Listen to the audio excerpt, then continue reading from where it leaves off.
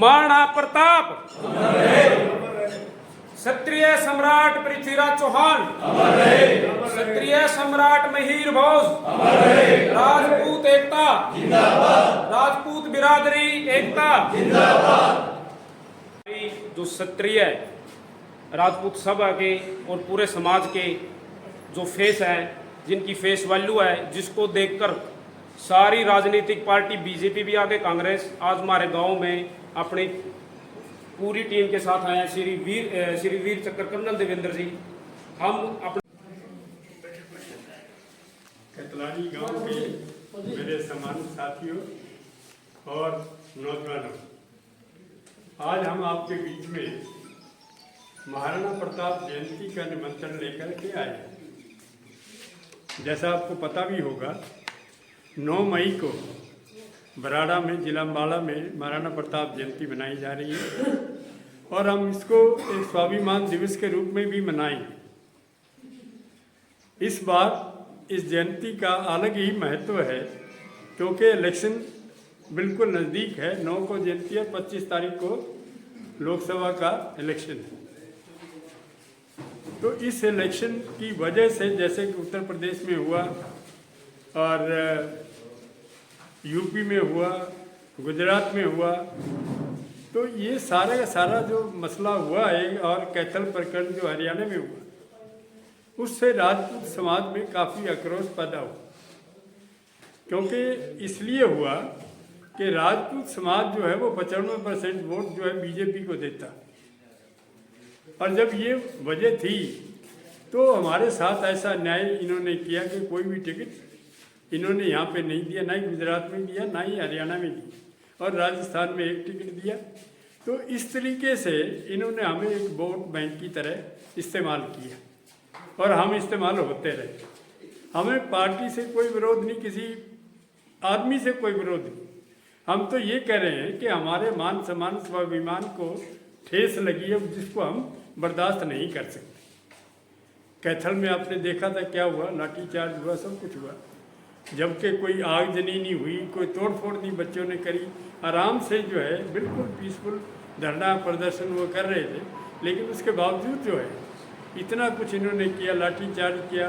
और हमने फिर जितने ये बीजेपी के नेता जो हमारे थे, जो भी हैं, वो उनको कहा भाई तुम इसको संभालो। तो ये कहने हम ये कर देंगे, वो कर देंगे। एक डिमांड थी कि जो एक तो जिला का अध्यक्ष है उसको बदलो, गुजर कम्युनिटी से था, और जो अफसर या उनके अहदेदार जिन्होंने लाठीचार्ज करवाया, उसके जो जिम्मेदार हैं उनको सस्पेंड करो। लेकिन आप यकीन मानो, इनसे एक सिपाही का तबादला तक नहीं हुआ, बाकी तो बात है। तो उससे आक्रोश और बढ़ गया।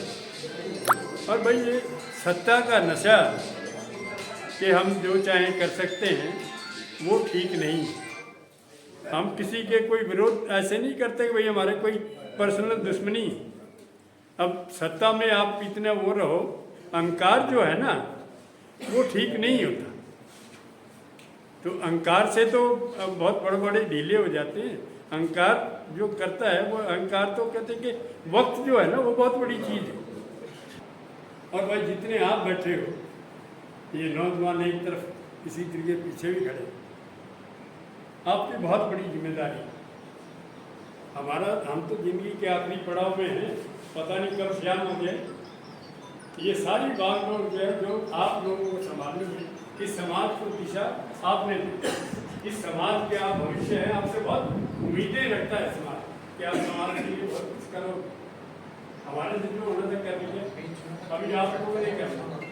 और जब तक आप नहीं करोगे, जब भी कहीं देश में क्रांति आई, वो युवाओं की वजह से आई। इसके बगैर कभी कोई परिवर्तन नहीं आया, कोई क्रांति देश में या कहीं वो नहीं है।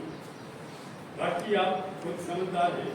तो मैं आपसे निवेदन करूँगा कि कोई भी भाई कुछ भी कहना चाहे, वो खड़ा होकर जरूर कहे। समाज में, अपने घर में हर चीज़ बोलनी चाहिए, हर चीज़ सुननी चाहिए, और जो भी बात होगी अगर हमें ठीक लगी, हम भी आपकी बात मानें। बहुत बहुत धन्यवाद। भी है यहाँ पे तो ये इन्होंने कई भाई है निर्जय ड्यूटी पे जाना था, लेकिन आपके वेलकम के लिए यहाँ खड़े हुए और वो एक संदेश देंगे। वो यही संदेश है जी, जो आप बराड़ा में जयंती मना रहे हैं, तो पूरा कतलेडी गांव अपने युवाओं के साथ पूरे दल और बल से अपने राजपूत एकता का, अपने सिर गिनवाने का अपना काम करेंगे। ये हम पूरे आश्वासन देते हैं जी।